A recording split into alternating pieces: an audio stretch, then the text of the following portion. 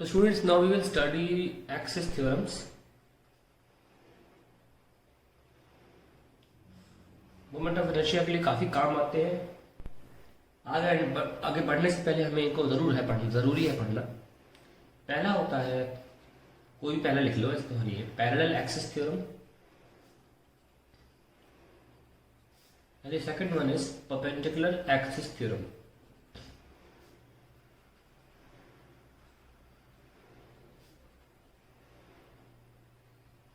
आइए parallel axis theorem को समझते हैं।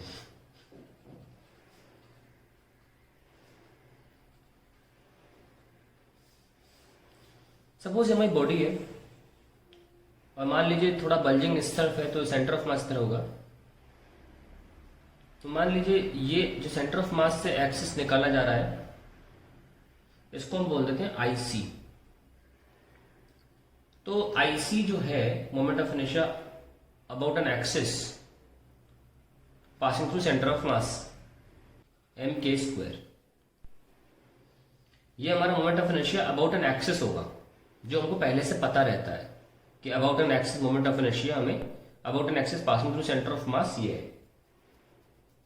अब मान लीजिए आपका मन नहीं कर रहा है एक्सिस के अबाउट निकालना, आप चाहते हैं कि किसी और पॉइंट के अबाउट कोई एक्सिस हो, उसके अबाउट हमें निकालना है। तो ये वाला एक्सिस जो है ए एक्सिस, इसे बोलते हैं एनी एक्सिस। और ये एक्सिस क्या है, ये एक पैरेलल है इस एक्सिस के, ठीक है।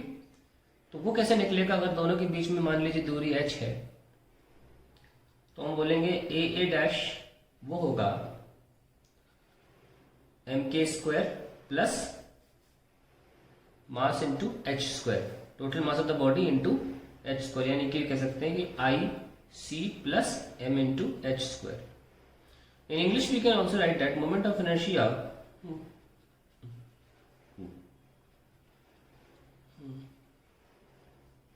about any axis parallel to the moment of inertia, axis parallel to the axis passing through center of mass is the sum of moment of inertia of body about its center of mass and mh², where h is the separation between the two axes। तो ये हमारी moment parallel axis theorem है और इसको proof भी कर लेते हैं। आइए let's prove it. Now let's see the proof of parallel axis theorem। proof किसका, parallel axis theorem का। काफी आसान प्रूफ है, 2-3 लाइन में खत्म हो जाता है। तो हमने बल्जिंग फिर से लेफ्ट साइड ही बनाई है तो सेंटर ऑफ मास यहां होगा।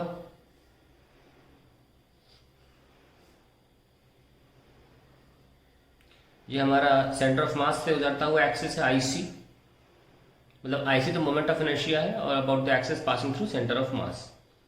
And I take other axis, say any axis here passing through any point, the only thing to be noted is that this axis should be parallel with this axis। now कोई point होता है, हम जानते हैं कि हर point को हम उसकी दूरी जो है वो उसके सेंटर ऑफ मास से देख लेते हैं। तो कि रैंडम पॉइंट ले लिया mi, इसका मास ith पार्टिकल है, let ith mass be mi and its distance from axis of rotation about center of mass b ri। then हम ऑब्वियसली लिख सकते हैं कि आईसी जो होगा वो क्या होगा, mi/ri², ये होगा ना। अब इसकी एक्सिस से दूरी लेते हैं, यहां से मान लीजिए ये कितनी कही जाएगी, क्योंकि हमने डिस्टेंस तो h लिया है, तो will say h plus are आई, ये इनकी सेपरेशन होगी दोनों एक्सिस के बीच में। तो ए के अबाउट हम कैसे लिखें ith पार्टिकल के लिए? It will be mass of the body आई। सिर्फ पार्टिकल का तो हम जानते हैं कि एक पार्टिकल का जो मोमेंट ऑफ इनर्शिया होता है वो मास इनटू उसके रेडियस ऑफ रोटेशन का स्क्वायर होता है। उसी बेसिस पे लिख रहे हैं। ऐसे हमने सिर्फ पार्टिकल लिया है एक, और कुछ नहीं लिया। एंड दिस इज सो, इसको हम एक पार्टिकल के बारे में लिख रहे हैं, वो केवल ith पार्टिकल की बात कर रहे हैं यहाँ पे, एक पार्टिकल की, mi h plus are I का स्क्वायर। ये सिर्फ एक पार्टिकल के बारे में। अब हमको पता है कि इसे मास को रिप्लेस करता है moment of inertia. Translate linear motion से रोटेटेड मोशन में, तो मास की प्रॉपर्टी भी लेकर आएगा। मास की प्रॉपर्टी है कि वो इनर्शिया को दिखाता है, और ये भी एक तरह का इनर्शिया को दिखाता है टू रोटेशनल मोशन। एक और इंपॉर्टेंट प्रॉपर्टी है कि मास स्केलर है। मोमेंट ऑफ इनर्शिया वैसे टेंसर प्रॉपर्टी होती है, लेकिन हम इसको अभी बोलना नहीं चाहते हैं, अब स्केलर ही मान के चले। मतलब इसको नॉर्मल 1 + 1 2 होता है। तो मास में एडिटिव प्रॉपर्टी होती है। क्या होती है? एडिटिव, कि 2 + 3 5 होता है। मोमेंट ऑफ इनर्शिया में भी एडिटिव प्रॉपर्टी है। अगर हर पार्टिकल का मोमेंट ऑफ इनर्शिया जोड़ लिया जाए तो उससे पूरी बॉडी का मोमेंट ऑफ इनर्शिया आ जाता है। इस बात को हम बार बार आपको दिखाते भी रहेंगे। तो इसमें भी एडिटिव प्रॉपर्टी होती है। तो अगर टोटल मोमेंट ऑफ इनर्शिया निकालना है बॉडी का, तो वो क्या होगा? हर एक बॉडी का, हर एक पार्टिकल का मोमेंट ऑफ इनर्शिया ऐड कर दीजिए। यानी कि हम ये कह सकते हैं मोमेंट ऑफ इनर्शिया एक तरह से क्या हो, सिग्मा i = 1 से n तक i, या हम कह सकते हैं सिग्मा i = 1 से n तक। और इस ith पार्टिकल के लिए अबाउट ए एक्सिस, जो हमने एनी एक्सिस लिया था, ए डैश एक्सिस है, वो ऑब्वियसली ऐसे लिखा जाएगा mi ri प्लस h का स्क्वायर, ऐसे ही लिखा जाएगा ना। और फर्दर इसको हम ऐसे लिख सकते हैं i = 1 से n mi ri square plus h square plus 2rih लिख सकते हैं। और इसको हम अगले पेज पे लिखने जा रहे हैं।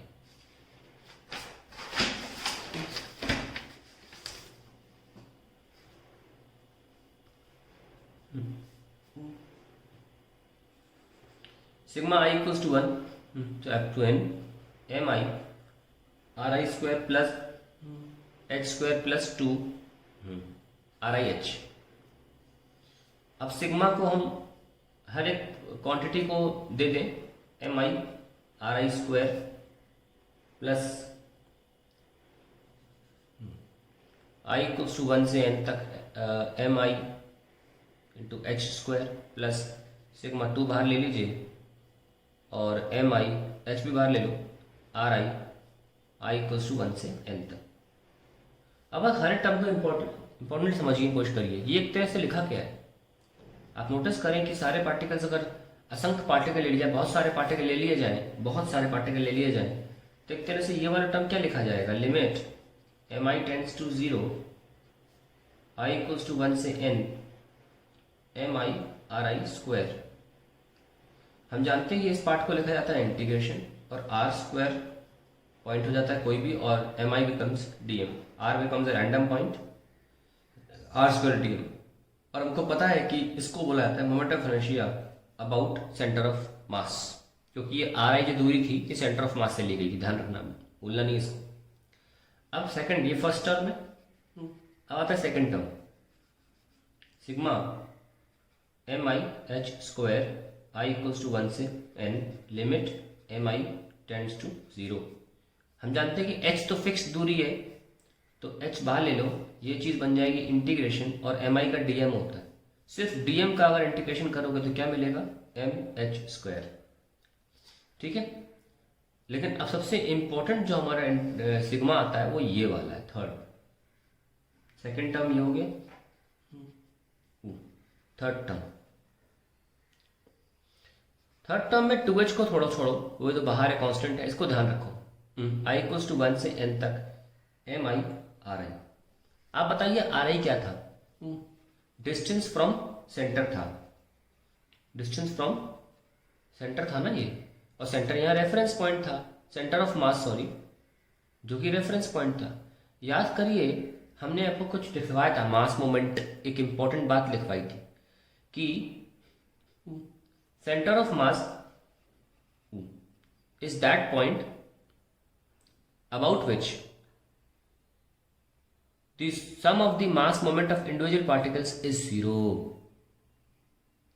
क्या ये R I centre of mass के अबाउट नहीं है ना?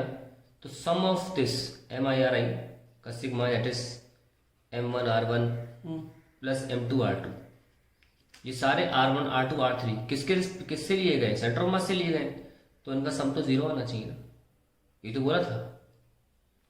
यहां देखिए मास मोमेंट का कॉन्सेप्ट यूज हुआ, इसीलिए बहुत से स्कूलों में, बहुत सी जगहों पर मास मोमेंट नहीं पढ़ाया जाता, क्योंकि मास मोमेंट नहीं पढ़ाया जाता, ये डेरिवेशन भी नहीं कराए जाते। क्योंकि अगर आप मास मोमेंट नहीं पढ़ाओगे तो आप इस ब्रैकेट को जीरो कैसे साबित करोगे? इसमें तो एक लॉजिक है ना। तो इसीलिए ये डेरिवेशन जो है ये हल्के फुल्के छोड़ दिए जाते हैं कई जगहों पर, या फिर ये बात जो है, ये बात ऐसे ही जीरो बोल दी जाती है कि जीरो है मान लो। आप मानेंगे नहीं, आपके पास रीजन है, क्योंकि सेंटर ऑफ मास की डेफिनेशन ये कहती है अगर आप डिस्टेंस सेंटर ऑफ मास से ले रहे हो, जो कि यहाँ लिए गए आर आई सारे डिस्टेंस सेंटर ऑफ मास से है, तो फिर एम आई आर आई का सम जीरो आना चाहिए। That is the definition of centre mass, that centre mass is that point about which all the mass moment sum of all the mass moments of individual particles is zero. तो zero आ गया, तो third term तो zero हो गया। तो ultimately हमारा moment of inertia क्या आया भाई? एनी एक्सिस के about A dash, it is, ये तो आईसी बन गया सेंटर ऑफ मास के about plus mass into distance between the axis. इसीलिए ये थ्योरम भी ऐसा था। अब थोड़ा अप्लाई कर लेते हैं, आगे भी अप्लाई करते रहेंगे। अभी तो से परपेंडिकुलर एक्सिस थ्योरम भी करना है, हल्का सा अप्लाई कर लेते हैं। सपोज हमने रॉड के लिए निकाला था, सेंटर के लिए कितना था? I C is equals to M L square by 12। तो अगर हमें किसी एंड पर निकालना है या कहीं पे भी निकालना है, कहीं भी बीच में एंड पे कहीं भी, टेढ़ा मेढ़ा नहीं कर देना, पैरेलल होना जरूरी है, ठीक है? इससे पैरेलल है सेंटर ऑफ मास वाला, तो ये, तो इनके बीच की दूरी h is equals to L by 2 थी। तो अबाउट द एंड आएगा m into distance between M H square plus I C, that is M L by 2 का square plus M L square by 12। So आप M L square bye 4 ले लीजिए, M L square by 12 ले लीजिए, ठीक है? तो क्या करेंगे? इंटू 3 कर दो, सॉरी क्या करें, इंटू 3 कर दो यहाँ और इंटू 3 कर दो यहाँ, तो हमारे लिए आसानी हो जाएगी ऐड करने में। ये भी 12 ये भी 12 हो जाएगा, तो एम एल स्क्वायर बाय 12 और 3 प्लस 1 हो जाएगा अंदर ब्रैकेट में, you'll get M L square by 3। हम सब जानते हैं कि हमने प्रॉपर इंटीग्रेशन से भी एम एल स्क्वायर बाय 3 निकाला था, लेकिन ये आसान भी था निकालना। बहुत से ऐसे आएंगे डेरिवेशन जिसमें आप डायरेक्ट नहीं निकाल पाएंगे, आपको एक्सिस थ्योरम्स यूज करना ही पड़ेगा। इसीलिए एक्सिस थ्योरम पढ़ाना बहुत जरूरी है। मैं अगर कोई और डेरिवेशन लेता तो उसमें बिना एक्सिस थ्योरम के निकालना बहुत मुश्किल हो जाता है, तो एक्सिस थ्योरम इसलिए हमने पहले बता दिया, ठीक है? अब आप कोई भी एक्सिस के अबाउट जो पैरेलल टू दिस एक्सिस आसानी से निकाल सकते हैं। Now we come to the perpendicular axis theorem, which will be in the next video.